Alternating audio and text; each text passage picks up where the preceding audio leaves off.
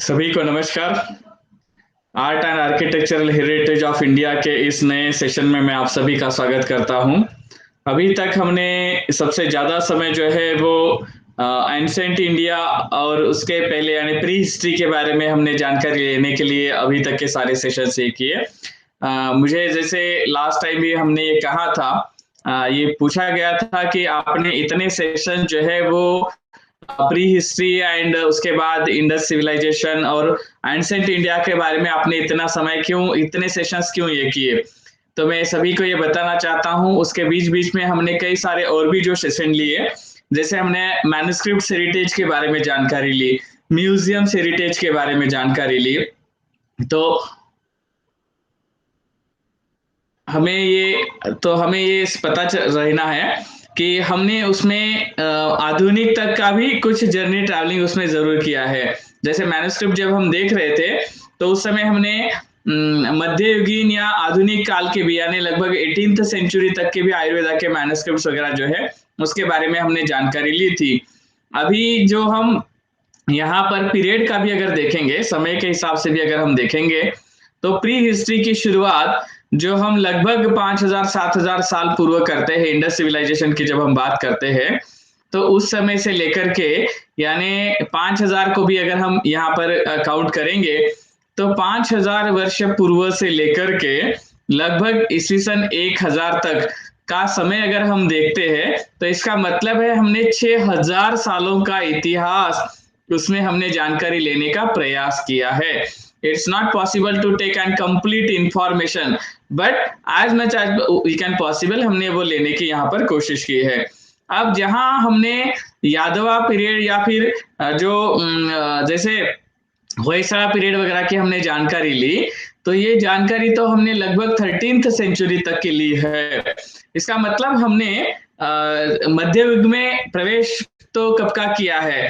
वैसे अगर देखा जाए वर्ल्ड हिस्ट्री के इसमें देखा जाए तो ईस्वी सन 650 तक यानी 650 तक जो है ये काल जो है वो प्राचीन का माना जाता है और 650 के आगे जो है वो मध्ययुगीन काल माना जाता है। मगर इंडियन कॉन्टेक्स्ट में अगर हम देखें तो ये लगभग 12वीं शताब्दी तक मध्य युग को या कई जगह 1000 तक, ईस्वी सन 1000 तक जो है वो प्राचीन माना जाता है और 1000 के आगे जो है वो मध्ययुगीन काल माना जाता है। अप्रोक्सीमेटली अगर वैसे देखा जाए तो सल्तनत काल की शुरुआत जो है वो मध्ययुगीन भारतीय इतिहास की शुरुआत मानी जाती है। तो आइए चलिए इसी सल्तनत पीरियड के बारे में जो है, सल्तनत डायनास्टी जो है उसके बारे में हम यहाँ पर आज अपने सेशन में जानकारी लेंगे। अगर किसी को कुछ डाउट्स रहे, कुछ भी समस्या अगर रही तो आप सेशन में जो है वो पूछ सकते हैं। जैसे हमेशा हम करते हैं उसी तरह से हम ये जानकारी जरूर यहाँ पर लेंगे।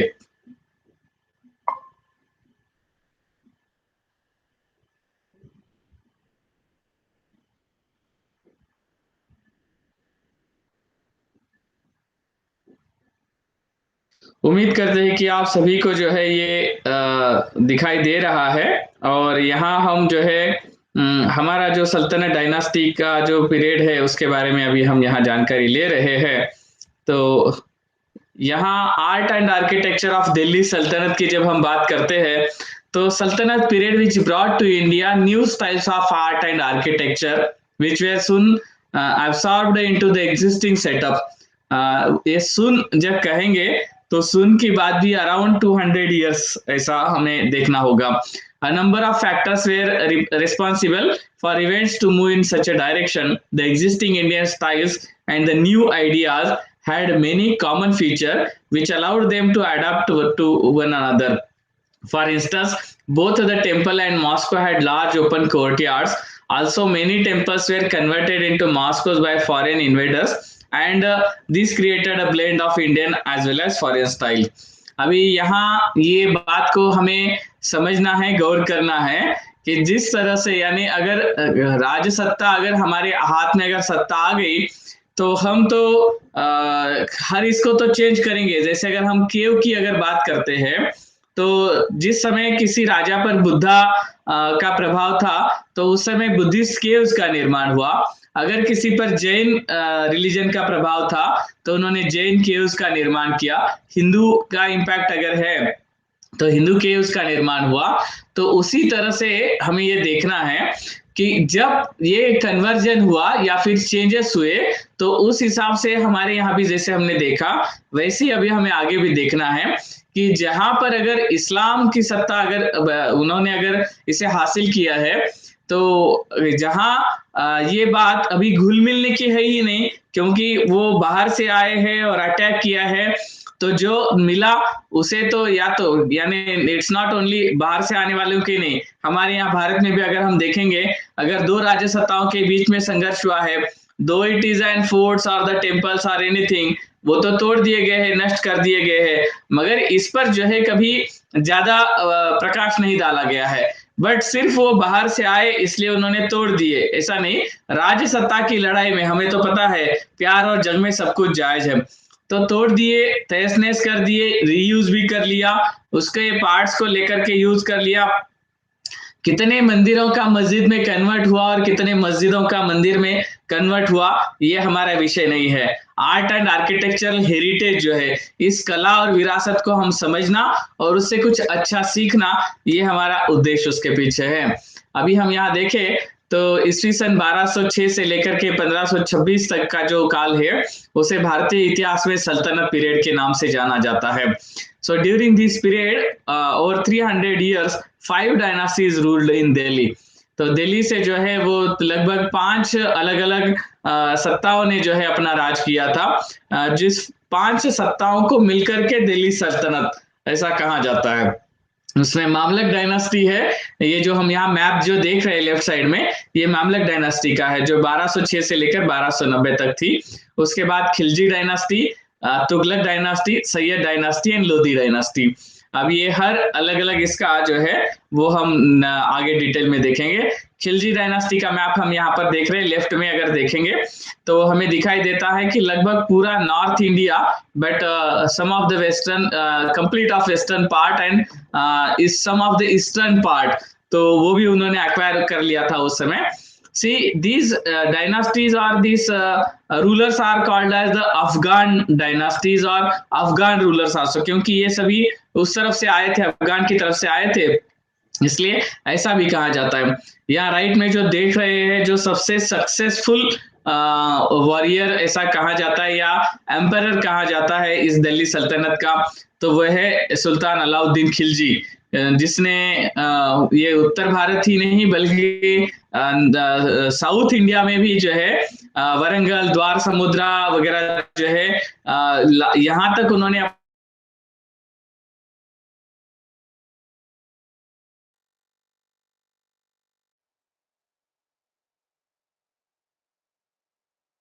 का है, तो इसे हमें समझना है और धीरे धीरे उन्होंने कैसे एक्वायर किया, तुगलक तक समझ सकते हैं।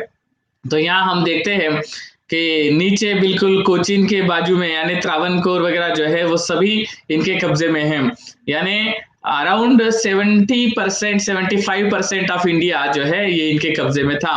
और इस समय 1325 से लेकर 1351 तक का ये जो काल है मोहम्मद तुगलक का काल, तो तुगलक जो जाना जाता है बहुत बार वो उनका एक हम कहेंगे कि व्हिम्सिकल ऐसा माना जाता था, यानी लहरी बादशाह। तो एडमिनिस्ट्रेटिव रिफॉर्म्स में अलग अलग प्रयोग उसने किए। So taxation in Doab, transfer of capital Delhi से दौलताबाद, देवगिरी जो कहा जाता है हमारे यहाँ महाराष्ट्र में औरंगाबाद के नजदीक में, तो ये हमारे जलगांव शहर के भी ये नजदीक आता है, अराउंड 100 किलोमीटर फ्रॉम जलगांव। सो औरंगाबाद से जो है लगभग 40 किलोमीटर के दायरे में आता है। तो ये देवगिरी को उन्होंने अपना कैपिटल जो है वो ट्रांसफर किया था, तो इसलिए भी जाना जाता है। Then introduction of token currency, चमड़े के सिक्के पहली बार इस समय में ढाले गए थे ऐसा माना जाता है, और भी कई सारे प्रयोग किए थे, और हर रोज किसी को ना किसी को कैसे उल्टे पुल्टे सवाल पूछे जाते थे वगैरह, ऐसे कई सारी कहानियां मोहम्मद तुगलक के बारे में बताई जाती है। यहाँ सैयद डायनास्टी जो अगर देखेंगे तो अब लगभग जो है अपना कुछ हिस्सा उन्होंने गंवा दिया था, और ये हिस्सा जो है हम देख रहे हैं, क्योंकि उस समय बाकी नवाब वगैरह जो है अलग अलग राज्य सत्ताएं जो है उन्होंने अपना हिस्सा काबिज करने में वो लोग सफल हुए थे, तो ये सत्ता जो है थोड़ी कम हो गई इस पीरियड में। सुल्तान इब्राहिम शाह लोदी, लोदी पीरियड जो है।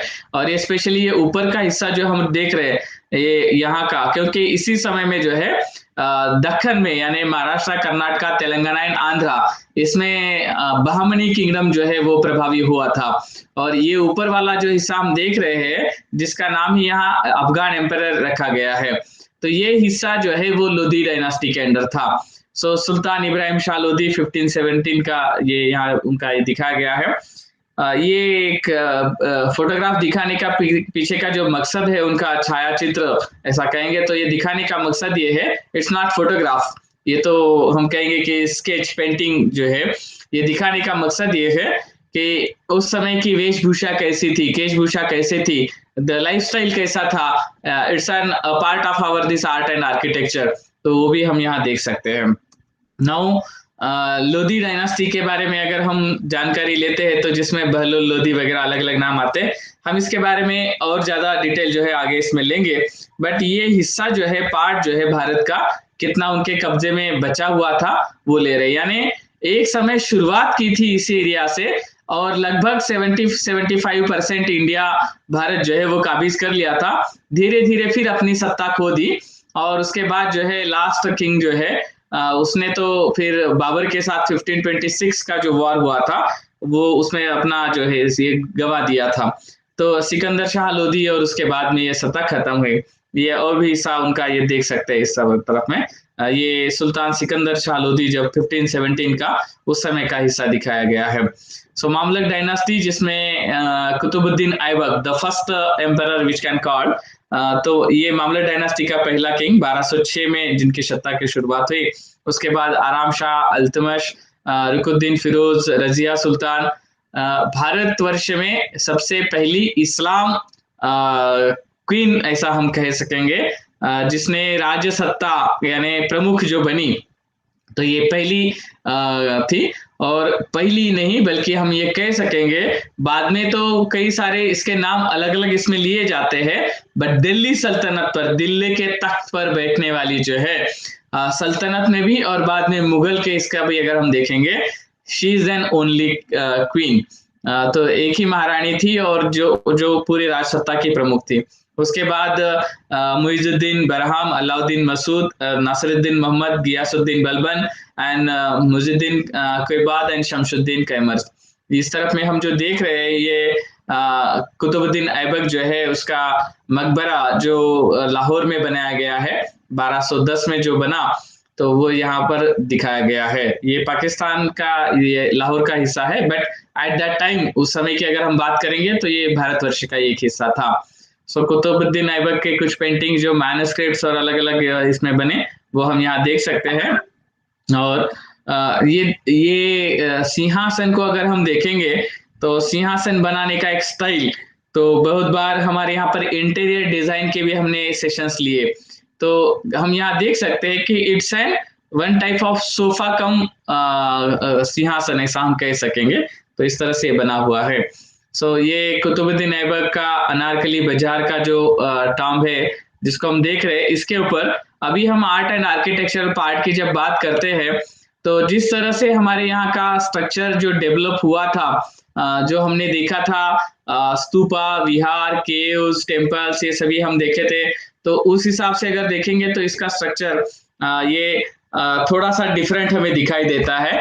और जहां पर डिजाइन के लिए पत्ते, फूल और कई सारी अलग अलग डिजाइन्स, स्पेशली जिसमें हम देखेंगे कि जहां मूर्तियों को अंकित किया जाता था, यानी कुछ फिगर्स होते थे, गॉड्स एंड गॉडेसेस फिगर्स होते थे, एनिमल्स फिगर्स होते थे, बट यहाँ पर हम देखते हैं तो ये पता चलता है कि यहाँ पर कैलीग्राफी, कूफी कैलीग्राफी स्टाइल ऐसा कहते हैं, कूफी, उसको यूज किया जाता था।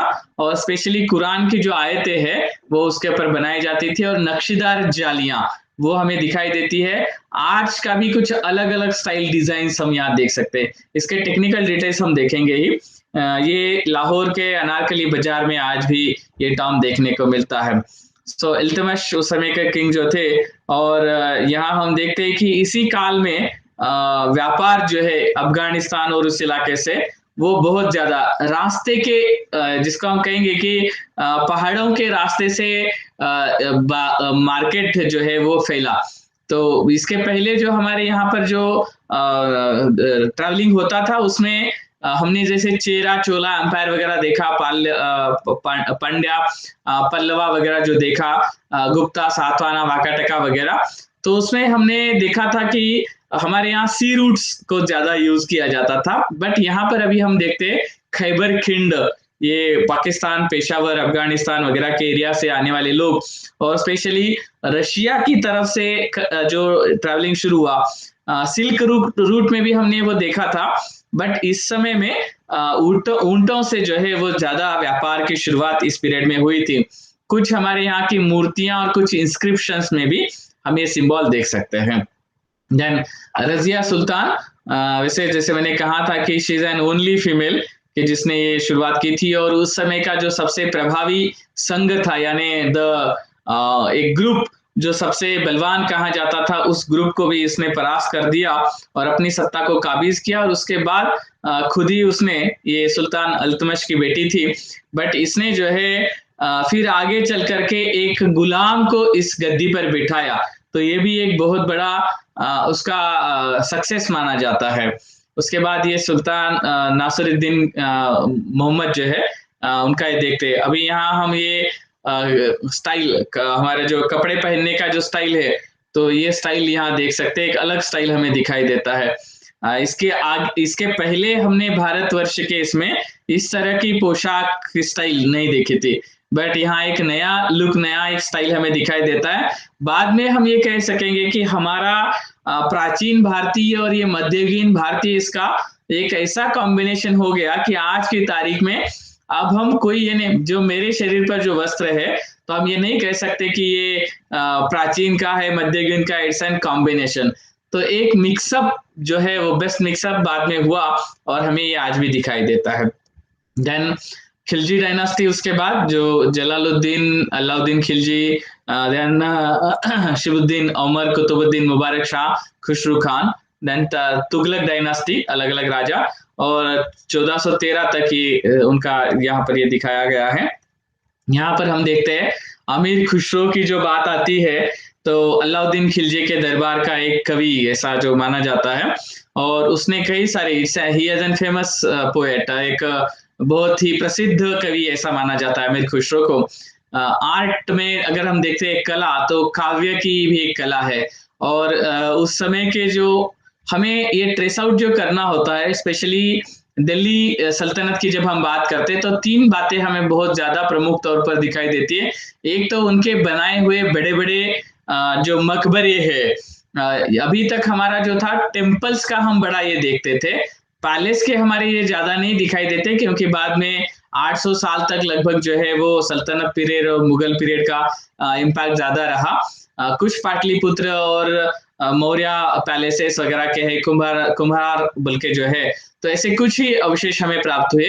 बट इस समय यानी सल्तनत पीरियड और मध्य की जो देन है, तो ये बड़े बड़े विशाल पैलेसेस और मकबरा ये हमें दिखाई देते हैं। Second important thing is manuscripts और जो डॉक्यूमेंट्स हमें दिखाई देते हैं, स्पेशली इल्यूस्ट्रेटेड मैन्युस्क्रिप्ट की जो हम बात करते हैं, तो ये दिखाई देते हैं। थर्ड थिंग इज दैट, तो उस समय की जो रचनाएं हैं, काव्य साहित्य वगैरह जो है मध्ययुग का, तो कला के इसमें हमें ये ज्यादा दिखाई देता है। देन हमारा जो प्राचीन संगीत था, तो प्राचीन संगीत भी किस तरह से बदलता गया, वो भी हम इसमें आगे देखेंगे। तो अमीर खुसरो जो है उसका एक बेस्ट पार्ट ऐसा हम कह सकेंगे।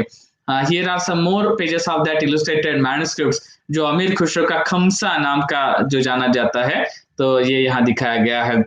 जो कलर्स यूज किए गए हैं, it's an dark shade colour somewhere, तो ये तो बहुत बैड कंडीशन में है पेजेस जो दिखाई दे रहे हैं। एक्चुअली इसके ऊपर भी कुछ ट्रीटमेंट की गई है ये पेजेस के ऊपर। कुछ मैन्युस्क्रिप्ट जो मेरे अपने पास पर्सनल कलेक्शन में है मिडिवल पीरियड के, उसमें से भी कुछ ये मैंने यहाँ पर दिखाया है। देन तारीख फिरोज शाही मैन्युस्क्रिप्ट का एक पेज यहाँ हम देख रहे हैं, और उसमें भी हम ये देखते हैं, यहाँ एक विशेष बात है कि जो गोल्ड पेंट्स, गोल्ड कलर्स वगैरह जो यूज किए जाते थे, गोल्डन कलर्स, उसके साथ साथ उस समय का अभी महल कैसे होंगे, कैसे कंस्ट्रक्ट किए होंगे, तो यहाँ हमें ये चित्रों में देखकर ही पता चलता है। ये चित्र यहाँ दिखाए गए हैं। उनका बैठने का ये या फिर ये जालीदार नक्शियाँ यानी कोई अगर कंपाउंड वॉल जैसा अगर बनाते हैं, तभी हम इस तरह से जो है वो जाली का डिज़ाइन वहाँ देखते हैं। और विशेष बात यहाँ हम देखते हैं उसी पेजेस में जो है ब्यूटीफुल हैंडराइटिंग के साथ में स्पेशली नस्तलिक पीरियड का जो नस्तलिक स्क्रिप्ट जो है उसको यूज़ किया जाता था। तो यहाँ हम ये मैन्युस्क्रिप्ट का जो पेज देख रहे हैं, ये पेज सालारजंग म्यूजियम हैदराबाद में से लिया गया है। नीचे आप उसका स्टैम्प यहाँ देख सकते हैं। Then we can see some more pages. Qutbuddin Mubarak Shah Khilji उसके दरबार का ये दृश्य देख रहे हैं। और यहाँ पे हम देखते हैं तो ये फाउंटेन हमें दिखाई दे रहा है। एक्चुअली ये सम मैन्युस्क्रिप्ट्स, कुछ मैन्युस्क्रिप्ट्स बाद के पीरियड में भी लिखे गए या उसकी कॉपियां बनाई गई, बट ये वर्णन जो है उस पीरियड का, तो उस समय के ये वेशभूषा और सिंहासन जो बनाए जाते थे वो हम देख सकते हैं। और इस तरह से दरबार में फाउंटेन्स बनाए जाते थे, ये भी एक उसका अच्छा सुंदर जो है चित्र हम यहाँ देख सकते हैं।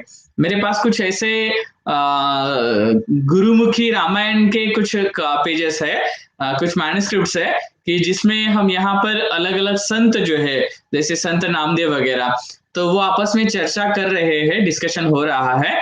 और यहाँ गोल्ड कलर में एंड समवेयर व्हाइट कलर्स में जो है वो फाउंटेन्स वगैरह दिखाए गए हैं। इसका मतलब मैन्युस्क्रिप्ट्स में ये tradition, this illustrated manuscripts art जो है वो शुरुआत कैसे हुई थी, ये हम यहाँ से देख सकते हैं। देन अलाउद्दीन खिलजी का टॉम यहाँ हम देख रहे हैं जो 1313 में बनाया गया था। 1313 के बाद ये बनाया गया ऐसा माना जाता है। ये स्ट्रक्चर हम जो देख रहे हैं ये कुतुब मीनार से नजदीक, कुतुब कॉम्प्लेक्स जो है वहां से बाजू में एक हिल है, तो वहां पे हम ये देखते हैं। यहाँ भी जो ये कंस्ट्रक्शन का जो स्टाइल है या आर्किटेक्चर स्टाइल जो है वो भी हम उसके डिटेल आगे चर्चा करेंगे। सैयद डायनास्टी, उसके बाद लोधी डायनास्टी, खिजर खान, मुबारक शाह, मुहम्मद शाह, आलम शाह। देन लोधी डायनास्टी में बहलोल खान लोधी एंड सिकंदर लोधी, इब्राहिम लोधी। अभी आर्ट एंड आर्किटेक्चर इन सल्तनत पीरियड का जब हम डिटेल ये लेते हैं तब पता चलता है under the impact of Islam new forms, features and decorative ideals were also introduced, thus enriching Indian architecture as a whole. अब जब हम ये कहते हैं कि किसी ने किसी कला पर आक्रमण किया वगैरह, तो इसे थोड़ा सा जो है इस वर्ड्स को हम थोड़ा ठीक से समझेंगे। जब हम ग्लोबल की बात करते हैं तो हमें ये देखना है कि हमारे यहाँ पे हम इस तरह से, क्षमा करना 1 मिनट, मुझे कुछ नेट का इशू है, मुझे देखना है। Okay, yes, it's okay. So यहाँ पर हम ये देखते हैं कि जब कलाएं यानी अलग अलग जगह से जब कलाओं का ये होता है, जब हम आज ग्लोबल की बात करते हैं तो हम नेशनल इंटरनेशनल लेवल पर कोई ये कहता है क्या कि राजस्थान की कला ने महाराष्ट्र की कला पर जो है आक्रमण किया, या फिर महाराष्ट्र की कला ने बिहार की कला पर आक्रमण किया? ऐसा तो नहीं होता है ना। This words we not used anywhere. तो उसी तरह से मगर हम ये कहते हैं कि कलाओं का संगम हो गया, तो उसी तरह से मैं आर्ट एंड आर्किटेक्चर के व्यू में भी ये बात करता हूँ कि ये सेंट्रल एशिया जो है, स्पेशली अफगान, ईरान और ये एरिया, तो यहाँ से जो कलाएं हमारे देश में आई और भारतीय कलाओं का भी already Indian art and architecture which was spread in all over world from this Chera Chola period, और we can called as the Maurya period also, Maurya Satavahana period. तो ये फ्लरिशिंग ऑलरेडी हो चुका था, मगर इम्पैक्ट ज्यादा और ज्यादा इम्पैक्ट जो है हमारा जैसे दूसरों पर प्रभाव होता है, दूसरों का भी वैसे हम पर प्रभाव होना ही है। सो इस तरह से एक नया फॉर्म उसमें से जो है डेवलप हो गया।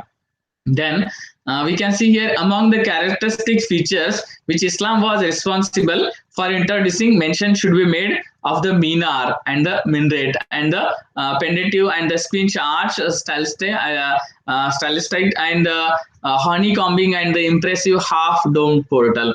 अभी हमारे यहाँ पर इस तरह से मीनार वगैरह, शिखर हमें पता है, बट मीनार का जो स्टाइल हमारे यहाँ नहीं था। फ्यूचर में फिर इसी तरह से हमारे यहाँ पर यूरोपियन स्टाइल भी जो आ गया, तो इसी के कॉम्बिनेशन से जो है इंडो सार्सानिक आर्किटेक्चर स्टाइल वगैरह डेवलप हुए, गॉथिक स्टाइल वगैरह जिसको हम कहते हैं। तो ये डेवलपमेंट जो है तो ये अलग अलग कलाओं के, अब इसे आप डेवलपमेंट कहेंगे या इसे आप कुछ अलग वर्ड यूज करेंगे, it is depend on you. अब ओरिजिनल फॉर्म को अच्छा कहना है या डेवलप फॉर्म को अच्छा कहना है, ये तो हमारी अपनी अपनी दृष्टि पर निर्भर करता है, उसे किस तरह से बनाया और हम उसे किस मायने में देखते हैं उसके ऊपर ये निर्भर करता है। The fusion of the Indian and the Islamic architectural traditions had justly been described as a kingdom of biological fertilization leading to the birth of a new school of Indian architecture, rightly called Indo-Islamic or Indo-Muslim. This architecture may be divided broadly into two distinct phases. The first covering the period of Delhi Sultanate and the second that of the Mughals. The monuments of the first phase admit of a subdivision into two principal groups, those erected under the aegis of Delhi Sultanate themselves and those under the patronage of the ruling dynasty of the succession states of the Delhi Sultanate. Like as we can call, ये देखेंगे, the study of Indo-Islamic architecture is conventionally categorized into imperial style. Delhi सल्तनत का अपना जो style है जिसे imperial style से नाम से जाना जाता है। द प्रोविडेंशियल स्टाइल, मांडू, गुजरात, बंगाल, जौनपुर, जैसे मांडू तुरंत दिमाग में आ जाता है, रानी रूपमती, बाज बहादुर वगैरह जो कहानी हमारे दिमाग में आ जाता है, और जहाज महल वगैरह जो है। Then the Mughal style, Delhi, Agra and Lahore, and not only that but abroad of that also, and the Deccani style, Bijapur, Golconda. So these categories help in understanding better the specifics of architectural styles rather than putting them in immutable slots. तो ये development जो है, development in the field of region, अभी folk art and language in India, recently हमारा ये course शुरुआत हुआ है फोक आर्ट के बारे में। अगर आप ज्यादा जानकारी लेना चाहते हैं तो इंडियन हेरिटेज जो हमारा यूट्यूब चैनल है, इसी पर उसके सेशन भी रखे हुए हैं, जरूर लीजिए। हमारे यहाँ मिस प्राची दुबे जी जो है, इसके बारे में उन्होंने 2 घंटा बहुत ही सुंदर रूप से बात की और वो सेशन हमने रखा है। You can really enjoy it, कैसे डेवलप हुआ और कैसे कॉम्बिनेशन होता गया, किस तरह से ये मध्य पूर्व भारत से जो हमारे यहाँ पर किस तरह से इम्पैक्ट हुआ, वो सब उन्होंने बहुत अच्छी तरह से उसमें बताया है। सॉन्ग्स में जब हम देखते हैं तो हमारे यहाँ के अलग अलग हमारे नेटिव लैंग्वेजेस जिसको हम कहेंगे, उसमें गाए जाने वाले गीतों को हिंदी के साथ में, स्पेशली उर्दू, पर्शियन वगैरह जो है उसके साथ में कैसे ये मिक्सअप होता गया, तो ये हम इस काल से देख सकते हैं। सो folk art and language in India during the medieval times have been important milestones in the evolution of the composite culture of India. दक्खनी उर्दू की जो हम बात करते हैं, डॉक्टर देवी सिंह चौहान जिन्होंने इसके बारे में बहुत बड़ा रिसर्च किया है, तो दक्खनी उर्दू की जो बात करते हैं तो ये पर्शियन से कैसे उसमें नॉट ओनली पर्शियन बल्कि तुर्की वगैरह जो है, ऐसे अलग अलग और भी इसमें जो कॉम्बिनेशन हुए, और उससे दक्खनी उर्दू किस तरह से बनी, और उससे उर्दू से फिर दक्खनी हिंदी कैसे बनी, तो ये हम उसमें बहुत अच्छी तरह से देख सकते हैं। अगर कभी मौका मिला तो डॉक्टर देवी सिंह चौहान उन्होंने जो अपना रिसर्च किया है इसके बारे में, दक्खनी हिंदी के बारे में जरूर देखिए। So new religions movements like Sufi and Sikhism along with Bhakti movement contributed to this process.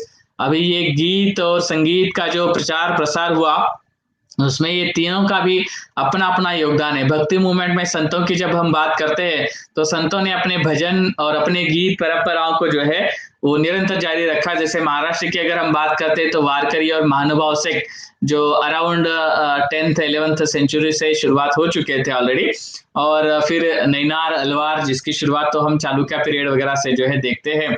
So then सूफी, और ये जो है सूफी का अपना एक गीत गाने का स्टाइल है। सिखिज्म अगर हम देखेंगे तो गुरु ग्रंथ साहिबा, गुरुबाणी जो है वो पढ़ने का एक अपना बहुत ही बेस्ट उनका स्टाइल है, वो भी देखते हैं। देन भक्ति का भी ये सब का फिर जैसे कॉम्बिनेशन, अभी हमारे यहाँ का जैसे हम महाराष्ट्र की बात करते हैं तो नामदेव गाथा, संत नामदेव जिन्होंने रचना की थी, तो पंजाब में भी आज भी गाई जाती है, या हरियाणा आज भी गाई जाती है।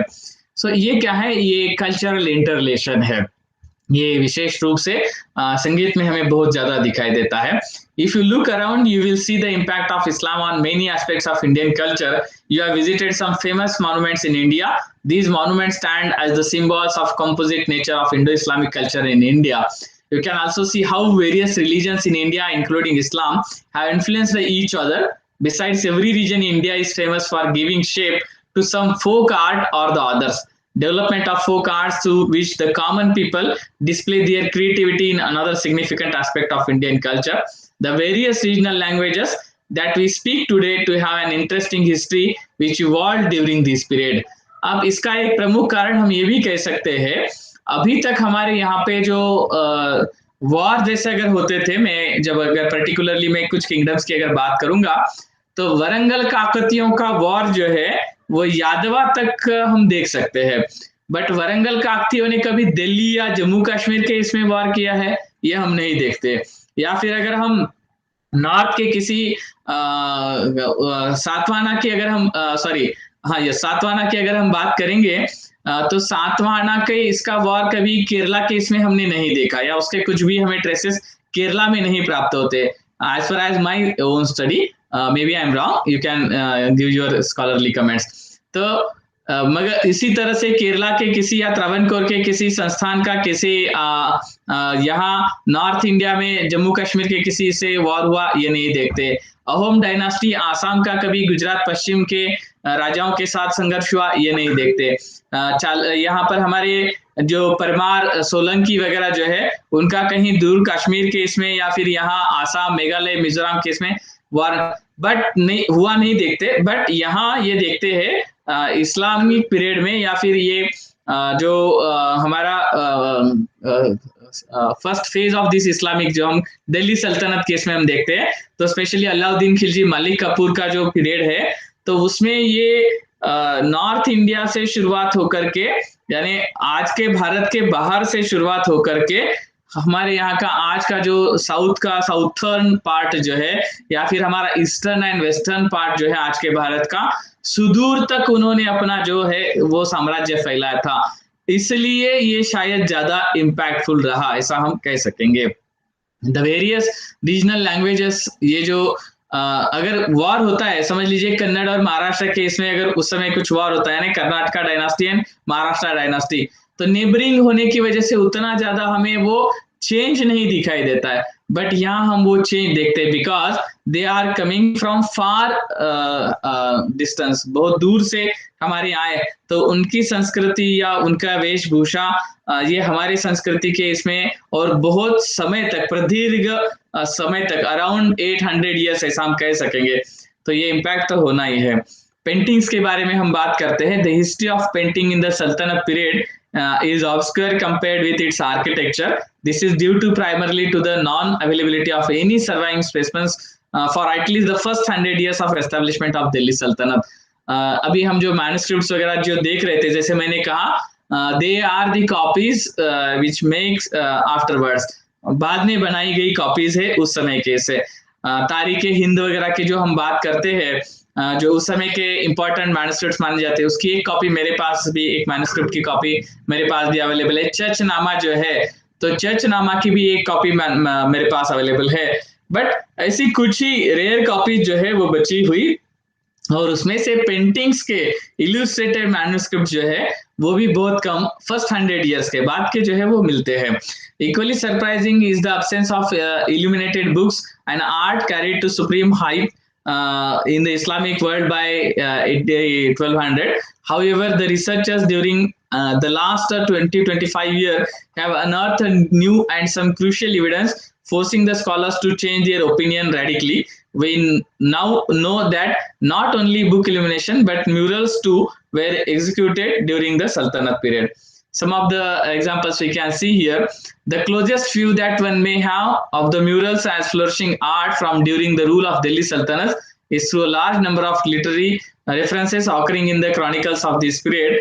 These have been compiled and analyzed by Simon Digby, the literary evidence for painting in the Delhi Sultanate. It is in Bulletin of American Academy of Vanrus, volume 1st, then in 1967 it is published.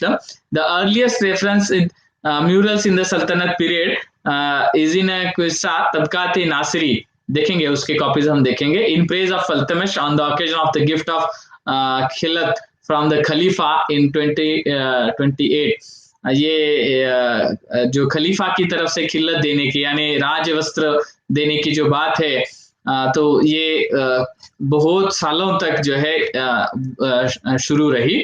और इसके कुछ paintings हम देखते हैं। The verses in the composition make it clear that human और animal figures were depicted upon the spandrels of the main arch raised to welcome the envoy of खलीफा। जो खुद खलीफा नहीं आते थे, अगर खलीफा के कुछ जो उनके प्रतिनिधि जो आते थे तो उनकी वेलकम के लिए, उनके स्वागत के लिए भी जो कमान बनाई जाती थी, जो आर्च बनाए जाते थे, तो उसके ऊपर भी हम इस तरह के कुछ म्यूरल्स देखते हैं। The most important single reference to the painting in the Delhi Sultanate occurs in the context of un-Islamic observances of earlier rulers inviting a ban by Firoz Tughlaq. So Tariq-e-Firozshahi by Ziauddin Barni. It indicates the existence of a continuous tradition of figural painting on the walls of the palaces of Delhi, which was sought to be banned by Firoz Tughlaq. ये अलग अलग राजाओं का एक अपना अपना अलग अलग ट्रेडिशन रहा। द कुरानिक कैलीग्राफी, उनके कई सारे इसमें हम ये देख सकते हैं। Calligraphy is the most revered art in the Islamic world and used as a decorative features both on stone and on paper. अब अक्षरों का इतना महत्व क्यों है, इसका कारण ये है कि उसे सजावट के लिए यूज किया गया है। So it's too much and highly developed. In the hierarchy of craftsmen, a calligrapher was placed above the illuminator and painter. तो इस बात को हमें पक्का ध्यान रखना है। However, the calligraphy of the Quran become one of the foremost forms of book art, where copies of Quran were produced on a majestic and expensive scale. The earliest known copy of the Quran is dated 1399. It was calligraphed at Gwalior and has a variety of ornamental motifs derived both from Iranian and Indian sources. The geometrical front pieces of this manuscript seems to be in the Sultanate style and suggests the following as prominent features of Delhi ateliers in the 14th century. Bahmani में भी हम ये impact बहुत ज्यादा देखते हैं, जो geometrical front pieces की जो बात है। हमारे यहाँ पर्टिकुलरली महाराष्ट्र के कई सारे फोर्ट में, जैसे हमारा लातूर डिस्ट्रिक्ट का उदगीर फोर्ट है या कंधार फोर्ट है नांदेड़ डिस्ट्रिक्ट का, तो उसमें भी हमें इम्पैक्ट देख सकते हैं। मेरे पास भी जो कुरान की जो मैन्युस्क्रिप्ट की कॉपी 16th सेंचुरी की कॉपी जो मेरे पास अवेलेबल है, in which it's is an gold ink, it's an really beautiful. Manuscript session में शायद हमने उसके बारे में कुछ जानकारी ली थी, तो वो भी बहुत अच्छे बेस्ट हैंडराइटिंग में लिखा गया है। एक्चुअली एक विशेष बात यह है, बहुत ही छोटा, जिसको हम माइक्रो कह सकेंगे, ऐसा हैंडराइटिंग उसमें है, but not a single mistake at anywhere, कहीं कुछ भी गलतियां नहीं, ऐसा लिखा गया है। अब देवनागरी संस्कृत में भी, इंस्क्रिप्शंस में भी हमने ऐसे कई एग्जांपल देखे हैं, but in manuscript form it is an really genuine work here. The work produced here is in line with the Iranian tradition. The script used in the headings and inscriptional panels of the Quran is invariably Kufi. The illumination of geometrical front pieces was the specialty of this school. So manuscript illustration, जिसमें चंदियान and Hamza नामा वगैरह हम देखते हैं, अभी इसके लिए special व्यक्तियों को रखा जाता था जिनका हैंडराइटिंग अच्छा होता था, उनको नॉमिनेट किया जाता था, उनको बहुत अच्छा सैलरी भी दिया जाता था, और ये राज दरबारी लेखक जो थे ऐसे, तो उनको ही वो पद मिल सकता था जिसमें जो इसमें महारत हासिल हो। जैसे चंदियान की जब हम बात करते हैं तो it's an really interesting love stories, उसके बारे में भी हम देखेंगे। यहाँ वो चंदायाना जो पेंटिंग्स है सो मुल्ला दाऊस के है, और ये हमारे यहाँ का छत्रपति शिवाजी म्यूजियम जो है मुंबई का, वहां पर ये पेंटिंग्स अवेलेबल है। ये हम उसका स्टोरी देखते हैं। It's an really interesting story. एक रईस फैमिली की लड़की जो है वो उसका विवाह जो है वो एक उससे बहुत ज्यादा उम्र के जो व्यक्ति है, तो उसके साथ दूल्हा जो है बहुत ज्यादा उम्र का है, उसके साथ शादी की जाती है, तो वो भाग जाती है, वहां से भाग के वापस आ जाती है, और अपने ही घर में पिता ने जिसे एज एक सर्वेंट जिसको रखा होता है, तो ऐसे एक बहुत उम्दा जो नौजवान है, तो उससे उसका प्यार हो जाता है और वो उसके साथ रहने लगती है। तो एक ऐसा बड़ा इंटरेस्टिंग कहानी है। तो ये स्टोरीज हम देखते हैं। बट उस समय का जो पेंटिंग्स है, तो पेंटिंग्स में भी उस समय का आर्किटेक्चरल हमें जो है दृगोचर होता है। तो अगर ध्यान से देखेंगे यहाँ पर, तो ये स्टाइल हम जो देखते हैं, तो यहाँ जो हमने हमारे चैत्य और विहार, चैत्य स्पेशली चैत्य एंड स्तूपा, तो वहां के आर्किटेक्चर स्टाइल में इसको हमने देखा, तो उसी तरह का कुछ डिजाइन यहाँ दिखाई देता है। It means that it's an impact on each other, ऐसा हम कह सकेंगे। मगर सुरई और इसका जो ट्रेडिशन है, ये हमारे देश में नहीं था। सुरई यानी जिसमें वो लंबा पानी का ये रखा होता है, और उसमें से पानी लिया जाता है, जिसका मुंह छोटा होता है ऊपर जाकर के। हमारे यहाँ मटका होता था जरूर, बट इस तरह के सुरई और सुरदानी वगैरह जिसे कह सकेंगे, हुक्का, तो ये हमारे इसमें कुछ नए आए ये सल्तनत पीरियड में। ये लड़ाई और उसका ये दृश्य जो दिख रहा है, तो ये भी अलग स्टाइल्स का हमें दिखाई देता है। और उनके कैप्स वगैरह जो है, ये गोल टोपियां जो है, उसको देख के भी ये पता चलता है कि ये कहाँ से है।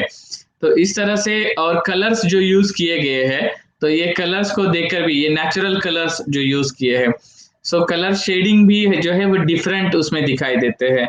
तो यहाँ फिर हम देख सकते हैं कहीं भी हमें जो है वो बहुत ज्यादा यानी मैन्युस्क्रिप्ट्स में जो है कलर्स, जो स्पेशली इलुस्ट्रेटेड जो मैन्युस्क्रिप्ट है, उसमें वैरायटीज ऑफ कलर्स यूज किए गए हैं। कहीं ऐसा रिपीटेशन नहीं दिखाई देता है। मेरे पास एक भागवत का एक भागवत मैन्युस्क्रिप्ट है, एकनाथी भागवत, तो उसमें भी बहुत अच्छी तरह से, यानी किसी भी 2 पेज के ऊपर जो है वो सेम हैंडराइटिंग, सेम डिजाइन नहीं है। कैलीग्राफी तो अलग अलग है ही है, बट उसके ऊपर हर पेज के ऊपर डिजाइन्स बनाए गए हैं, वो भी अलग अलग बनाए गए हैं।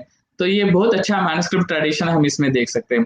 So these all images are the course of Chhatrapati Shivaji Maharaj Vastu Sangrahalaya, जहां पर अवेलेबल है, हम देख सकते हैं। टाउन की अगर हम बात करेंगे, तो आर्टिशियंस, क्राफ्ट पीपल जो है, मर्चेंट, स्लेव्स वगैरह, तो यहाँ अभी शहरों के निर्माण की परंपरा जो शुरू हुई, तो उसको थोड़ा हम देखेंगे। Islamic architecture can be defined as a building traditions of Muslim populations of the Middle East and any countries where Islam has been dominant from 7th century on. So types of Islamic architecture, what are the specialities of this architecture? उसकी buildings क्या है specialities? Mosque, which is a Muslim center, place for worship. Then madrasa, public school. Then hammam, a structural design for a hot bath house. अभी हमारे यहाँ भी हम ये विशाल स्नानागार की वगैरह बात करते हैं, हड़प्पा मोहनजोदारो की जब हम बात करते हैं उस समय, like that only. Then caravan sarai, road side inn for travellers, जिसे हम धर्मशाला के नाम से जानते हैं. देन कस्बा और सिटाडेल, फोर्ट्रेस, पूरा गांव का गांव जो है एक फोर्ट्रेस के अंदर, एक गढ़ी जिसको हम कहते हैं, बड़ा गढ़ी, तो उसके अंदर रहता था, मगर वो तो छोटे गांव थे उस हिसाब से. देन मौसलियम, अ टॉम्ब और मॉन्यूमेंट, तो ये टॉम्ब एंड मॉन्यूमेंट तो बहुत ही ज्यादा पैमाने पर बने. म्यूजिक की बात करेंगे तो the development of music as an art form in Delhi sultanate took a back seat compared with the growth of architecture and painting. Moreover, the history of music during this period suffers from a serious handicap, the lack of documentation. मगर सिर्फ period की अगर हम बात करेंगे, 10th century अगर हम बात करेंगे, तो कल्याणी चालुक्य एंड ऑनवर्ड जो है कई सारे मैन्युस्क्रिप्ट्स हमको मिलते हैं, बट पर्टिकुलरली सल्तनत डायनास्टीज की जानकारी जिसमें से प्राप्त हो सके, ऐसे म्यूजिक के जो म्यूजिक रिलेटेड मैन्युस्क्रिप्ट्स और सोर्सेज जो है बहुत कम है. Historical references are scattered and scanty, and most of the modern day writings are spectacular rather than the historical substantive. The 14th century is perhaps the most important period in the history of Delhi Sultanate from the point of view of music. तो 14वीं शताब्दी के मिलते हैं, but first 11th 12th and 13th के जो है वो ज्यादा नहीं प्राप्त होते. That music in some form was practised in the courts of the early sultanates, however not improbable. It was Amir Khusro who has left an enduring mark on the music not only of the Sultanate but of India as a whole. Amir Khusro was the disciple of Sheikh Nizamuddin Awliya of Delhi. He was also the court poet of Alauddin Khilji, who was himself very fond of music. The genesis of Amir Khusro in the sphere of music was mainly utilized in innovating new compositions as well as assimilating different forms of music prevalent in this time. He is credited with having introduced the Qawwali. अब हमारे यहाँ पे गीत के मेला या फिर हमारे folk music में हम देखते हैं तो बड़े-बड़े मेले जो आज भी लगते हैं पहाड़ों पर और इसमें, और कहा जाता है कि ये सदियों की परंपरा है। मगर कहीं भी हमने कव्वाली का ये नहीं देखा, इम्पैक्ट उस तरफ में नहीं देखा। बट हमारे यहाँ पे जो बड़े शहर वगैरह है, तो कव्वाली का इम्पैक्ट हमें बहुत ज़्यादा स्पेशली लखनऊ, आगरा, दिल्ली, हैदराबाद ऐसे शहरों में हमें बहुत ज़्यादा दिखाई देता है। और कव्वाली एक बहुत ही कव्वाली, गज़ल, मुशायरा जिसको हम कहेंगे, अलग-अलग ये जो है, ये बहुत फेमस है उसके बाद में। Several of our modern ragas like Zilaf, Sazgiri and Sarparda, which are produced by combining Persian and Indian tunes. ख्याल, अब ये ख्याल जो है, ख्याल नॉट ख्याल, ख्याल ख्याल जो है form of singing by this abandoning the traditional dhrupad, dhrupad का ये नया फॉर्म ऐसा हम कह सकेंगे। A new musical instrument called sitar by combining the old veena and the Iranian tambura. सो ये दोनों का कॉम्बिनेशन सितार आ गया। Then modifications in the conventional percussion instrument, mridang to bifurcate it into two, dholki and tabla. अब जो मृदंग था तो मृदंग का ये आ गया और ढोलकी और तबला ये दो अलग बन गए। सो कथक डांस की भी जो इतिहास हम देखते हैं, अभी तक हमने दो अलग अलग कोर्सेस आयोजित किए थे कथक के। पहला हमने गुरु नीलिमा ताई का लिया था और दूसरा हमने गुरु शमा ताई भाटे उनका लिया था। तो बहुत ही अच्छी जानकारी उसमें से हमें प्राप्त हुई थी। उसमें से एक पॉइंट सिर्फ हम यहाँ देखते हैं, Kathak dance of the Delhi Sultanate. So Kathak is a dance form in which a storyteller narrates a story. In Hindu rules, it profession as a group of storytellers performing Shringar dance to a stuti in praise of Almighty in the temples. अब कथानक या कथाकार जो हम जैसे देखते हैं, अगर कीर्तन है तो प्रवचन होता है। तो प्रवचन क्या है? तो एक फॉर्म है स्टोरी, कथा। तो ये उसका जो ओल्ड वर्जन अगर हम देखेंगे तो संगीत का यूज करते हुए आज भी हमारे यहाँ पर भजन और इसमें प्रवचन के इस समय भी जो है वो म्यूजिक, यानी स्पेशली मराठी में जिसको हम टाड़ बोलते हैं, तो टाड़ और वीणा जो है उसका आज भी यूज किया जाता है। बट यहाँ हम देखते हैं अलग अलग म्यूजिक को जो यूज किया जाता था। So the characteristic pose of this dance is where right arm is raised above the head ready to receive God's beneficence, and left arm stretched out at chest level, upon which his eyes are fastened, is turned towards the earth. Kathak largely followed the Samabhanga during Muslim rule. अभी ये आगे चल करके समभंगा, द्विभंगा, त्रिभंगा अलग अलग जो है forms हम देखते हैं और इसमें भी कई सारे वेरिएशंस, कई सारे प्रयोग बाद में किए गए। So from 11th century onward, that with the establishment of Muslim rule largely from Delhi, that the relationship and the influences on the Kathak in all the four aspects of Abhiyana, the Angika, the Vachika, the Acharya, the Aharya and the Satvika. By the 10th century, earring of the individual soul for Almighty symbolized by Radha, earring for Krishna become subject of enactment in Kathak. A new set of the mudras depicting the ghungat crept into the dance form. Modern Kathak is a combination of Hindu themes with Persian costumes. So it's we can call, अभी तो फिर कथक में इतने प्रयोग हुए हैं, अब ऐसा लगता है कि कथक जैसे मानो ये भारतीय मिट्टी में ही जन्मा और इसी में पला बढ़ा, ऐसा कह सकेंगे। इतना उसका जो है एक रूपता हो चुकी है। सल्तनत आर्किटेक्चर की अब हम बात करते हैं तो इसमें particularly Indo Islamic architecture is most important. Then in the field of architecture a mix of many structural techniques, styles, shapes and surface decorations came about through constant interventions of acceptance, rejection or modification of architectural elements. उसमें particular हम देखते हैं Hindus adorned all surfaces with sculptures and paintings, but Muslim forbidden to replicate living forms on any surface, developed their religious art and architecture consisting of the arts of Arabic and then geometrical patterns and calligraphy on plaster and stone. The new structural forms की जब हम बात करते हैं तो उसमें arch and dome, Do a careful reading of the reports prepared by General Alexander Cunningham of archaeological sites and remains, which are published by Reports of Archaeological Survey of India, volume first two जो हम देखते हैं 23 तक, शिमला कलकत्ता से जो publish हुए थे 1865 to 1877. In northern India, we observe that the incidence of masonry building, including civilian housing in towns, increases significantly after the 13th century. This was primarily possible due to the use of lime mortar as the basic cementing material. ये बहुत important बात है. The building of true arch required stones or bricks to be laid as osiers in the shape of curve and bound together firmly by good binding material. So this binding material was lime mortar. Then the result of the introduction of the new technique was that the pre-Turkish forms, lintel and beam and corbelling, were replaced by true arch and walls, and the spade roofs, shikhar, which called by domes. Arch are made in a variety of shapes, but in India, the pointed form of the Islamic world was directly inherited, and sometimes in second quarter of the 14th century, another variant of the pointed form, the four-centered arch, was introduced by the Tughlaqs in their buildings. ये हम देखेंगे Tughlaq garden में वगैरह जिस तरह के मकबरे बने हैं.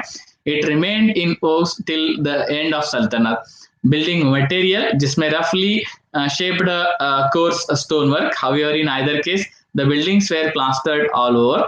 पर्सी ब्राउन की जो किताब है इंडियन आर्किटेक्चर इस्लामिक पीरियड, जो 1968 का ये पब्लिशन जो कॉपी है हमारे पास, it's a really wonderful book. उसमें भी बहुत अच्छी जानकारी दी है. The material commonly used for plastering buildings for gypsum. इसलिए आज भी उसका जो फिनिशिंग है it's like an glass, as equal as glass. Apparently, lime plaster was reserved for places that needed to be secured against the leakage of water, such as roofs, indigo wards, canals, drains. In the latter period, around 15th century, when highly finished stucco work, the basic composition of stucco is cement, water, and sand, become common. Gypsum mortar was preferred for plaster work on the walls and the ceiling. Then decorative art in the Sultanate period buildings served the purpose of concealing the structure motifs rather than revealing it. Since the depiction of living beings was generally frowned upon, the elements of decoration were in most cases limited to calligraphy, geometry and foliage. यहाँ अभी हमने इसके बारे में कुछ जानकारी ली. हम आगे चल करके इसका कुछ फोटोग्राफ्स वगैरह देखेंगे जिसमें हमें ज़्यादा जानकारी मिलेगी. देन पेंटिंग्स की बात करते हैं तो द सल्तनत of Delhi sultanate patronised architecture, art, dance and music. However, painting did not receive a boost. The sultans did not take any interest in the wonderful North Indian paintings. Painting came at its dead end, but fortunately the Rajputs revived its legacy. The Rajputs patronized and encouraged the artists, and soon they let their style of miniature painting continue. But this is up to only 13th century. From 14th century, we can see the Sultanate paintings also. Then miniatures were the preferred medium of Rajput painting, but several manuscripts also contain Rajput paintings, and paintings were even done on the walls of palaces, inner chambers of the forts, havelis, particularly the havelis of Shekhawati. The colors extra आज भी ये देख सकते हैं, आज भी उसके colour paintings और देख सकते हैं वहां जा करके. The colors extracted from certain minerals, plant sources, conch shells, and were even derived by processing precious stones. Gold and silver were used. The preparation of desired colors was lengthy process. Now we can see here one by one from Arabic period. Then this Arabesque geometrical patterns and calligraphy art started to use in Sultanate period. यहाँ पे मैंने particularly वो shape, वो सिर्फ उतना ही photograph जो है वो लेने की यहाँ कोशिश की है. Then this is अढ़ाई दिन का झोपड़ा, literally shade of 2.5 days जो बोला जाता है, is a large and imposing structure in the city of Ajmer in Rajasthan. It is one of the oldest mosques in India and the oldest surviving monument in Ajmer. The mosque was constructed by Qutbuddin Aibak on the orders of Muhammad Ghori in 1192. The structure was completed in 1199 and was further beautified by Iltutmish of Delhi in 1213. अब जब हम यहाँ पर ये देखते हैं कि ये मॉस्को जो है उसका स्ट्रक्चर, उसका डिजाइन एंड इनसाइड जो पिलर्स उसके है, इसमें अलग अलग वेरिएशन जो देखते हैं, ये उसका हम प्लान देख रहे हैं, plan of building and then modern enclosure उसका देख रहे हैं। बट सी, ये जो पिलर्स है उसके अंदर के जो दिखाई दे रहे हैं हमें यहाँ पर, तो ये पिलर्स और उसके ऊपर का डिजाइन, तो इसकी वजह से ये कहा जाता है कि before of that it was an temple, ये एक पहले मंदिर था और बाद में फिर ये जो है एक मॉस्को बना, ऐसा माना जाता है। इसके मगर ये इनसाइड स्ट्रक्चर है जिसको हम यहाँ देख रहे हैं, सीलिंग का ये जो कार्विंग्स वगैरह है उसको भी जब हम देखते हैं तब हमें ये पता चलता है। बट आउटसाइड को जब हम देखेंगे तो ये पता चलता है कि ये बाद में किस तरह से डेवलप हुआ, और जिस इस्लामिक आर्किटेक्चर की जो हम बात करते हैं तो ये हमें यहाँ दिखाई देता है। Ornate carvings and Kufic inscription जो है यहाँ दिखाई देते हैं। Then arch with inscriptions from Quran, ये यहाँ पर्टिकुलरली अगर हम देखेंगे इस तरफ में और यहाँ इसके ऊपर, तो हमें वो वर्ड्स जो कुरान के जो आयत उसके जो शब्द है वो हमें दिखाई देते हैं। पर्शियन जो है, अरबिक वर्ड जो है हमें दिखाई देते हैं। But inside that dome interior designs and that all we can see here. तो अभी इसमें Qutub Minar and Alai Darwaza, Alai gate, the entrance to the Quwwat-ul-Islam Moscow, it was begun by Qutbuddin Aibak, continued by his successor Iltutmish and Iltutmish या Iltutmish ऐसा उसका pronunciation होता है, and finally completed much later by Firoz Shah Tughlaq, a Sultan of Delhi from the Tughlaq dynasty in 1368। अभी ये भी, इसके बारे में भी कई सारे कंट्रोवर्सीज है। ये उसका आर्कियोलॉजिकल सर्वे ऑफ इंडिया का उसका प्लान हम देख सकते हैं यहाँ पर जो बना हुआ है। और उसके मॉस्क का हम थोड़ा सा ये देखेंगे।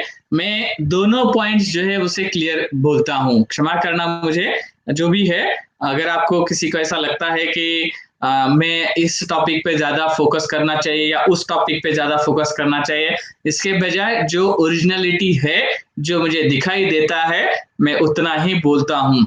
किसी के इसमें जो है अपना मस्तिष्क हमने गिरवी नहीं रखा है। सो आर्ट एंड आर्किटेक्चर को मैं एक आर्ट एंड आर्किटेक्चर का इंटरेस्ट लेने वाला व्यक्ति, इसी हिसाब से मैं उसके बारे में बात करूंगा। So this mosque build by Qutbuddin Aibak of slave dynasty, construction finished in 1197 and then features extend in 1230। अभी जो हमने ऊपर जानकारी ली, अभी इसका देखेंगे 3 मोर आर्च एडेड टू एग्जिस्टिंग 5, तो ये 8 बन गए। बट सी, वो एडेड इस तरह से किए गए कि लगता नहीं है कि ये बाद के पीरियड में कुछ जैसे हमने ओरिजिनल कहते हैं ना, ओरिजिनल प्लान बनाया फिर इसमें कुछ चेंजेस हुआ फिर कंस्ट्रक्शन हुआ। बट वो अलग जो बना है, अब जैसे हम फोर्ट की वॉल को देखते हैं तो पता चलता है कि अरे हाँ ये बाद के पीरियड में बना हुआ है, क्योंकि हम उस स्टोन का साइज वगैरह देख के पता चलता है।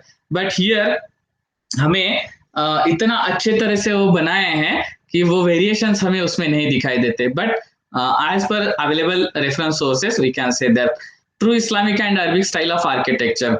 In 1315, the outer courtyard extended by Alauddin Khilji, Alai Darwaza to eastern side to create an elaborate and royal entrance, added gates on the northern and southern walls of the mosque. But some evidences which are at there, the iron pillar stands within the courtyard of this Quwwat-ul-Islam mosque. ये जो हम pillar देख रहे हैं जो British period में ही इसके बारे में बुक्स वगैरह जो पब्लिश हुए, आर्टिकल जो पब्लिश हुए, ये इंस्क्रिप्शन जो ये आयरन पिलर पर लोह स्तंभ जो है सालों से यानी सैकड़ों सालों से लगभग अराउंड 1600-1700 सालों से यहाँ खड़ा है। बट फिर भी इसके ऊपर कोई यानी हम जिसे कहते हैं कि लोखंड गंजने, मराठी में हम ऐसा वर्ड कह सकते हैं, तो बारिश का इसका कोई असर इस पिलर्स के ऊपर, इस लोह के ऊपर हमें नहीं दिखाई देता है। So it's an really wonderful. और ये उस समय से यहाँ पर खड़ा है। Entrance to Altamash tomb in Qutub Minar complex. अभी ये देखेंगे कि यहाँ का ये आर्किटेक्चर स्टाइल जो है इसमें कुछ वेरिएशंस है और ये धीरे धीरे कैसे डेवलप हुए वो भी हम आगे देख सकेंगे। बट यहाँ वो इम्पैक्ट हमें दिखाई देता है जैसे हमने कहा था जो Indian temples architecture style and outer, यानी ये तुर्कस्तान या अफगानिस्तान से आए हुए जो उस समय के जो कारागिर थे, कलाकार जो थे, तो ये कॉम्बिनेशन जो है उसका कुछ हमें दिखाई देता है।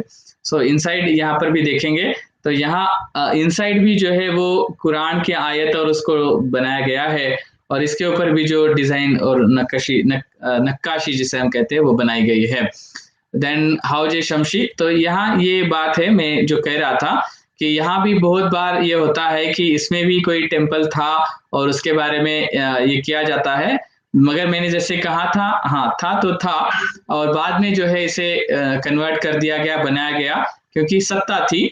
तो मगर मैंने जैसे कहा था कि ऐसे इस देश में कितने तो भी मंदिर है जो मस्जिद में कन्वर्ट किए, और कितने तो भी मस्जिद या इस्लामिक वास्तुएं हैं कि जिसको हिंदू इसमें भी कन्वर्ट किया गया। मैं इसमें जैसे मैंने कहा था कि बहस में नहीं पढ़ना, मुझे जो है मैं कला स्थापत्य की विरासत को हम जो है, देखिए ठीक है, जहाँ ये जिक्र आता है तो मैं ये कहता हूँ एग्जिस्टिंग में तुम्हारे जितने, यानी तुम्हारे पास जितने मस्जिदें हैं या जितने इस्लामिक आर्किटेक्चर है, क्या तुम उसको संभाल पाए?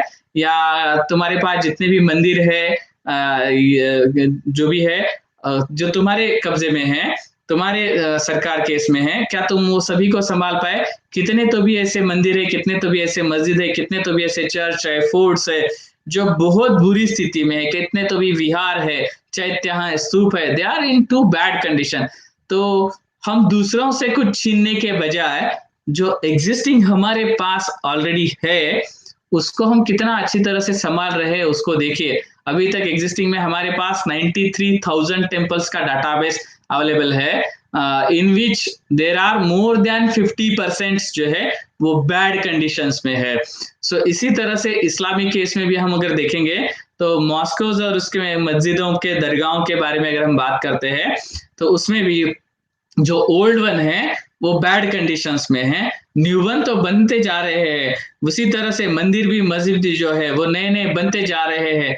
बट जो हम जिसको हमारी विरासत के स्थल कहते हैं, वो चाहे किसी भी धर्म के रहने दीजिए, मगर उसकी तरफ ध्यान देने के लिए जो है वो गवर्नमेंट के पास क्या कमी है उसको छोड़ दीजिए, मगर हम लोग जो वहां रहने वाले हैं हम क्या कर रहे हैं वो सवाल बहुत इंपॉर्टेंट है। सो यहाँ हौजे शमशी जो सुनी वाटरमार्क कहा जाता है, also called Shamshi Talab, is a water storage reservoir or tank built by Iltutmish in 1230। प्राचीन भारत से हमने देखा था कि हमारे यहाँ पर पुष्करणी या बारो जिसको हम कहते हैं वाटर टैंक्स, तो बहुत सुंदर और बहुत बड़े पैमाने पर बनाने के जो प्रयास किए गए थे, उसी तरह से हम ये इस्लामिक पीरियड में, सल्तनत पीरियड में जो है वो देखते हैं, इसमें भी अलग अलग ये बने। कुछ एग्जांपल्स हम उसके भी देखेंगे। हियर वी कैन सी सुल्तान गौरी जो है is the first Islamic Muslim built in 1231 for Prince Nasruddin Muhammad. This is he was the eldest son of Iltutmish। अभी जो मस्जिद के अंदर जो हम मजार जिसको हम कहते हैं, जिसको देखते हैं, तो उसका एक लार्ज फॉर्म हम यहाँ देख सकेंगे, और यहाँ ये भी बहुत ही सुंदर तरीके से इसका डिजाइन किया गया है। But here I already told you that ये डिजाइन जो है ऊपर का देखते हैं और ये देखते हैं, तो we can say it's an best combination. अभी हम एक एग्जांपल उसका देखेंगे, the Jamat Khana mosque, which is the earliest mosque in Delhi that continues to be used for worship, built by Khizr Khan, son of Sultan Alauddin Khilji, in 1315. The mosque is the largest structure in the Dargah enclosure. Each of the three bays has a domed roof, with the central one being the largest, as is the practice. Marbles, finials adorn the top the domes. The central bay and the entrance archway are embellished with bands of exquisite geometric motifs and Quranic inscriptions. So इसका archival research और ये हुआ है मेरे ख्याल से ये 2000 में कुछ, या सॉरी 2014 में इसका ASI ने बहुत अच्छा वर्क किया है, कंजर्वेशन वर्क किया है। सो यहाँ पर हम देख सकते हैं उसका इनसाइड व्यू और उसके अंदर का डिजाइन और ये सभी, और यहाँ उसके जो ये हमने जो कैलीग्राफी कुरान के जो आयत वगैरह लिखने की परंपरा जो है उसको हम यहाँ देख सकते हैं। Now we can see this type of some new architecture का डिजाइन फॉर्म्स ऐसा हम कह सकेंगे, या जो बनने की शुरुआत हुई, और बाद में फिर जैसे जैसे हम ये आर्किटेक्चर, इस्लामिक आर्किटेक्चर को देखेंगे उसमें हमें ये ज्यादा दिखाई देंगे। So this is the tomb of Balban, is located in Mehrauli, New Delhi, built in 1287 in rebel machinery. The tomb is a building of historical importance in the development of Indo-Islamic architecture, as it was here that first Islamic arch made its appearance in India. ये जो arch बना हुआ है तो इसे कहा गया है the first arch, first Islamic arch, ऐसा कहा गया है। अब इसमें भी कई सारे कंट्रोवर्शियल हो सकते हैं, but let it be. Ghiyasuddin Tughlaq tomb which is in Tughlaqabad fort, Tughlaqabad Delhi. अब तुगलक के पीरियड में बने हुए फोर्ट की जब हम बात करते हैं तो उसके पहले हमें ये देखना है the tomb of this Shahrukh Khan Alam in Multan Pakistan, आज का पाकिस्तान का जो एरिया है, is considered to be the earliest example of Tughlaq architecture, but it's really and wonderful. एक हम ऐसा कह सकेंगे it's a combination of a mosque and a fort, ऐसा मेरा अपना पर्सनल ओपिनियन है। Because see here it's like as the bastions, जो बुरुज हम कहते हैं, जो फोर्ट के जो बैशन, तो बुरुज और उसके साथ में ये जो अंदर ये डोम और ये सभी जो बना हुआ है, तो ये एक कॉम्बिनेशन ऐसा हम कह सकेंगे इस टॉम्ब को। So Ghiyasuddin Tughlaq ordered the construction of Tughlakabad, a city near Delhi, with fort to protect Delhi Sultanate from Mongol attacks. This is the Tughlaq fort, now in ruins. But we can see here the buildings inside of that fort palace complex and some walls. This outside view, see here, बहुत ही बड़ा और बहुत ही strong construction किया गया है। Yes, Muhammad Tughlaq, the son and successor of Ghiyasuddin, also played an important role in the development of architecture during Tughlaq dynasty. His major contributions were the fourth city of Delhi, fortified walls named Jahanpana of the world refuge, a double-storied bridge of 7 spans named Saat Pul, this Bijay Mandal, the presumably part of a palace of 1,000 columns and several other buildings. यहाँ पर हम देख रहे हो एक architecture style example जो है। बाद में इसी तरह के आर्किटेक्चर स्टाइल हमारे यहाँ महाराष्ट्र में परंडा जैसे फोर्ट्स में भी हम देख सकते हैं। A painting of West Gate of Firozabad Fort near Delhi. This fort was built by Firoz Shah Tughlaq in 1350 but destroyed by later dynasties. कुछ और भी पेंटिंग्स है, ये 1802 में बना हुआ पेंटिंग है फिरोज शाह कोटला रूइंस। अभी जिसे हम फिरोज शाह कोटला मैदान के नाम से जानते हैं, स्टेडियम के नाम से, तो ये शुरुआत ही इस समय में हुई है, ये बात याद रखना है। Then Khirki Masjid, which approached from the Khirki village in South Delhi and close to the Satpula or the 7-arched bridge on the edge of southern wall of this Jahanpana, the fourth city of medieval Delhi, was a mosque built by Khan-e-Jahan, this Juman Shah, the prime minister of Firoz Shah Tughlaq of Tughlaq dynasty. The word Khirki prefixed to the mosque is an Urdu word that means window and hence is also called the mosque of windows. जैसे हम हवा महल के नाम से जानते हैं जयपुर का हवा महल, तो उसी तरह से यहाँ पे भी देखते हैं कि ये खिड़की मस्जिद के नाम से जानी जाती है। इतने सारे विंडोज और इतना, but it's an really beautiful arts and that all. Octagonal shapes का भी बहुत अच्छा यूज किया गया है। यहाँ हम देखते हैं जैसे मदुराई मीनाक्षी टेम्पल की हमें याद आती है, तो उसी तरह से ये भी बहुत ही ब्यूटीफुल डिजाइन यहाँ किए गए। Firoz Shah Tughlaq tomb with adjoining मदरसा इन हौज खान्स कॉम्प्लेक्स दिल्ली, यहाँ भी अलग अलग बिल्डिंगें बनी हुई है। Timur defeats the sultan of Delhi Nasiruddin Mohammad Shah in winter of 1397। अभी यहाँ ये जो पेंटिंग्स हम देखते हैं, तो इसमें इन पेंटिंग्स में ये वॉर आर्ट, युद्ध कला, तो यहाँ पर धनुष्य का इस्तेमाल, धनुष्य बाण का, आर्चरी का जो है यूज किया गया है, एंड सोर्ड्स जो जिस तरह से यूज किए हैं, तो ये युद्ध की कला को हम यहाँ देख सकते हैं। देन यहाँ और एक ये 13th century manuscript illustration produced by Al-Wasti showing a group of pilgrims on a Hajj। तो हज को जाने वाले जो लोग हैं, तो उनका ये व्यू यहाँ दिखाया गया है। तो उसमें भी जैसे यहाँ देख रहे हैं आप, ये कुछ वाद्य बजा रहे हैं, फिर उसके बाद उनके अपने निशान उनके साथ में हैं, और ये सब यानी ढोल वगैरह ये यहाँ देख रहे हैं, नगाड़ा बजाते हुए ये जा रहे हैं। तो इस तरह से यानी जैसे हमारे यहाँ दिंडी चलती है, यानी पंढरपुर को जो दिंडी जाती है तो उस समय भी ये संगीत वगैरह यानी टाल मृदंग ये सब बजाते बजाते वो गीत गाते वगैरह जाते, तो मानो उसी तरह से हज की यात्रा पे जा रहे हैं और बड़े उत्साह और जोश के साथ जा रहे हैं, ऐसा यहाँ दिखाया गया है। The tomb of Mohammed Shah at Lodhi gardens, new Delhi. It's looks like as Vijayanagar empire का जो कमल महल है हम्पी का, उस तरह से इसका आर्किटेक्चर डिजाइन हमें यहाँ दिखाई दे रहा है। देन आर्किटेक्चर की बात, जो 8 पेरिस ब्रिज लोधी गार्डन का जो कहा जाता है उसको भी हम देखेंगे। The tomb of Sikandar Lodhi which is built in 1494। Then this Sheesh Gumbad Lodhi gardens में जो बना हुआ है, actually there are too many buildings in one complex and they are two-storied buildings also, and with the big domes. We can see here that the entire campus in summer days. The three domed mosque adjacent to this Bada Gumbad Lodi Gardens में ही बना हुआ। Then the Aatpula 8 pillars bridge in Lodi Gardens, यहाँ पर जो हम देख रहे हैं तो ये 8 आर्च इसमें हमें दिखाई देते हैं और ये पिलर्स जो बने हुए स्पेशली। अब ये बात बड़ी सोचने लायक है कि उस समय के जो ब्रिज है वो आज भी जैसे के वैसे है, पानी है फिर भी कुछ उसको नुकसान नहीं पहुंचा है।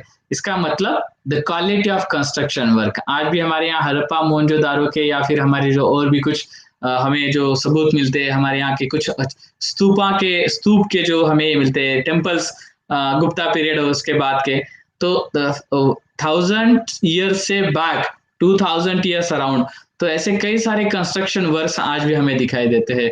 तो इंसान ने क्या सीखा इससे? क्वालिटी खराब करना। आज के हमारे जो घर बनते हैं तो वो किस तरह के बनते हैं उसको अगर हम देखेंगे तो हम कोई तुरंत ये कहेगा कि नहीं वो तो बहुत बड़े बड़े कंस्ट्रक्शन थे इसलिए बचे। कई सारे तो घर भी है ना हड़प्पा मोहनजोदारो के, इसमें ऐसा ही नहीं कि सब पैलेसेस ही है, ऐसा तो नहीं है, बट कंस्ट्रक्शन जिस तरह से वो किया गया है उसको अगर हम देखेंगे इट्स एन क्वालिटी वर्क। तो आज हमें वो सीखना बहुत जरूरी है। हम तो इस तरह से वर्क हो रहा है कि जो घर हमारे लेट मिडिवल की पीरियड की भी बात अगर हम करेंगे या अर्ली मॉडर्न पीरियड की भी जब हम बात करते हैं तो 18th 19th century, last of 19th century 20th century के शुरुआत तक इस तरह के घर बनाए जाते थे कि जो अराउंड 300 ईयर्स अच्छे रहेंगे, इस तरह के मकान बनते थे। बट अभी हमारे यहाँ इस तरह के बिल्डिंग्स बन रहे हैं, not only 1 storeyed 2 storeyed 3 storeyed भी है, अजंता के एग्जाम्पल भी हमारे सामने है, तो 3 स्टोरीड बिल्डिंग्स भी बने हैं। बट हमारे यहाँ ये इस तरह के कंस्ट्रक्शन अभी हो रहे हैं कि जिसका लाइफ 40 इयर्स का लाइफ अभी बताया जाता है। तो ये बहुत सोचने लायक बात है, क्वालिटी वर्क हमें करना आवश्यक है। यहाँ पर हम उस ब्रिज का एक और नजारा, अलग नजारा देख रहे हैं। Then we can see the different stepwells, Agrasen की Baoli, also known as the Ugrasen ki Baudi, Delhi. It is built by the legendary king Agrasen, and the present architecture hints at it being rebuilt in 14th century during the Tughlaq period of Delhi Sultanate. कितना सुंदर रूप से बना है ये। और यहाँ पर बताया जाता है कि इस तरफ में जो है एक साथ में अराउंड 100 पीपल्स आराम से बैठ सकते हैं, इस तरह से ये बनाया गया है। देन गंधक की बावली, वन ऑफ द 3 बावलीज in Mehrauli Delhi, built during the 13th century. See its construction also. जैसे हमारे यहाँ हम रान की वाव जो देखते हैं गुजरात पाटन के उधर, तो उस तरह से इसका ये पिलर्स स्टाइल देख सकते हैं। And this pillar architecture style which was develop, जो हमने देखा था पांड्या एंड पल्लवा पीरियड में। देन the Rajaon ki Bauli, this deriving its name from the words masons, is a 3-story temple that has made its own niche among various monuments as a relic of the last pre-Mughal dynasty, the Lodhis. It is believed to have been built by Daulat Khan during the time of Sikandar Lodhi. The first impression you get of this Bauli is of medieval courtyard surrounding by many pillared verandas, arch done in stylish fashions. ये यहाँ जो इस side में हम देख रहे हैं, ये भी एक बहुत अच्छा एक एग्जाम्पल है। एक्चुअली ऐसा कहीं नहीं देखा जाता, ये रहता, ये सामने वाला आर्किट स्टाइल रहता है या फिर बहुत सारी सीढ़ियां रहती है, बट यहाँ पर भी इतना ये क्यों बनाए गए हैं, इतने बड़े बड़े आर्च और इतना, यानी जैसे कोई कोर्टयार्ड जैसा बनाने का क्या मकसद रहा होगा, इसके तो कुछ रेफरेंसेस जो है अभी मुझे तो प्राप्त नहीं हुए। ये और कुछ ये फिरोज शाह कोटला का उधर का जो है वहां के बॉडी का दृश्य हम देख रहे हैं, ये उसी का अलग अलग इसमें से आर्च और ये बनाए गए और स्टेप्स बनाए गए हैं और पानी का किया गया है. It's a really beautiful architecture style. Then Jahaj Mahal in Urdu language, Jahaj means ship and Mahal means palace. The ship palace is located next to Hauje Shamshi in Mehroli, Delhi. On its northeastern corner, it is inferred to have been built during the Lodi dynasty period. And around the same period, in Mandu also, that Jahaj Mahal of that Roopmati and Baj Bahadur was also built. We can see here some coins of this Alauddin Khilji, then Muhammad bin Tughlaq, then this billion tanka of Khizar Khan and Firoz Shah Tughlaq. Then we can see here two technological and stylistic developments can well be seen from the 13th century onwards. First, the weight of the superstructure above the doors and windows was sometimes carried by arch. This architectural form was called as arcade. Secondly, limestone cement was increasingly used in construction. This was very high quality cement, which when mixed with stone chips hardened into concrete. This made the construction of large structures easier and faster. So this true arch technique used in Alai Darwaza at Kuwait Islam Moscow, Delhi. ये उसका की stone माना जाता था. अगर ये एक पत्थर अगर निकाल दिया तो पूरा आर्च जो है पूरा बिल्डिंग भी गिरने का संभावना हो सकता था. तो ये की स्टोन जो है यहाँ हम देख सकते हैं उसका जो कुछ इसमें हम देखें, ये ऊपर का जो पोर्शन है यहाँ का ये जो स्टोन है इसे की स्टोन के नाम से जाना जाता. देन लिंटल बीम मेथड शुरुआत हुई, ट्रेडिशनल इंडियन मेथड में था. बट तुर्किश आर्च टेक्निक ये इस तरह से, ये पहले इस तरह से था, बाद में इस तरह से ये बना. Then ivory Turk arch, then dome method which was introduced by Turks. We can see here this Khilji period, Tughlaq period, sloping wall और better बने. Then Lodi, tomb of high platform हम यहाँ देख सकते हैं. So इस तरह से इसका डेवलपमेंट दिल्ली सल्तनत पीरियड में कैसे हुआ वो कुछ एग्जाम्पल भी हम यहाँ देखेंगे. होशंग शाह टॉम इन मांडू 1450 में जो बना था, his father from Firoz Shah Tughlaq royal court. तो ये आर्किटेक्चर स्टाइल कैसे डेवलप हुआ, धीरे धीरे धीरे आगे कैसे हुआ वो हम देखते हैं. We can say this as the pre-form of the world famous monument Taj Mahal. तो ये कैसे बाद में कैसे बना इतना सुंदर, मगर उसके पहले के कुछ एग्जाम्पल्स, सम एग्जाम्पल्स हम जो है इसमें देख रहे हैं. Now we can see here at the conclusion this Indian architecture जो था जिसमें शुरुआत इस तरह से थी, मगर बाद में यही लिंटल जो है वो आर्च फॉर्म में किस तरह से डेवलप हुआ. आर्च तो इसके पहले के इसमें भी हम देखते हैं, but that arch are different, here are the difference. Then शिखर जो थे हमारे यहाँ के टेम्पल्स और उसके वो डोम में कैसे ये हो गए.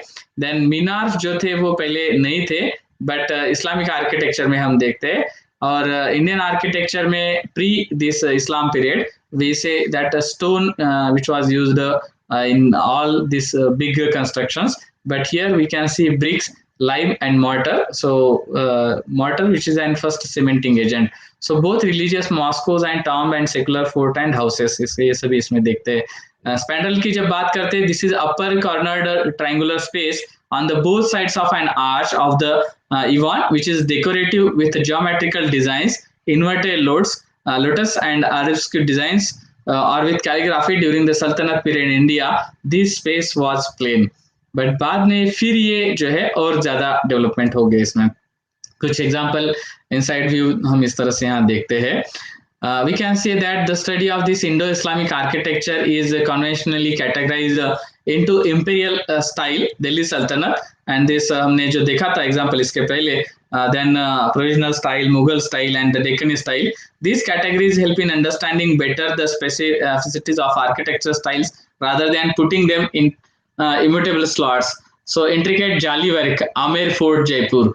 तो अब कभी अगर जयपुर गए तो वहां का अंबर पैलेस ऐसा बोलते हैं या अंबर फोर्ट बोलते हैं, बट फोर्ट में जाने के बाद अंदर एंट्री करने के बाद राइट साइड में ऊपर चढ़ते हैं तो ये हम यहाँ जा सकते हैं, अमर पैलेस में जा सकते हैं और वहाँ बहुत ही ब्यूटीफुल वर्क आज भी हमें दिखाई देता है.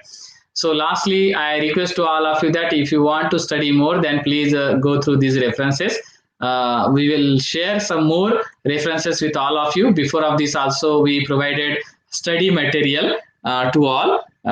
ये स्टडी मटेरियल भी हमने दिया था, मैक्सिमम लोगों ने लिया है और स्टडी भी किए हैं, अध्ययन किए हैं। It will be too useful to you, क्योंकि हमने 300 रुपीज में 300 बुक्स आपको दिए थे उस समय में।